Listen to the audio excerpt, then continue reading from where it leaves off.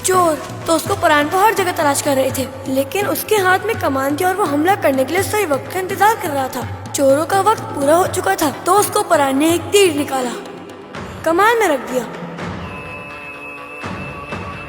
उसने चोरों का सामना उस वक्त किया जब वो उसकी तवक्को नहीं कर रहे थे और एक तीर चला दिया। एक चोर का काम तमाम हुआ, बाकी चोर अगली लाइन में थे। तलवार वाले चोर ने देख लिया था कि दोस्त को परान कहाँ है। वो उसकी तरफ बढ़ रहा था। चोर लाइल्म था, लेकिन दोस्त को परान हमले के लिए तैयार था। दोस्त को परान ने तेजी से पीछे हटकर तीर दाग दिया। वो चोर गायब हो गया था।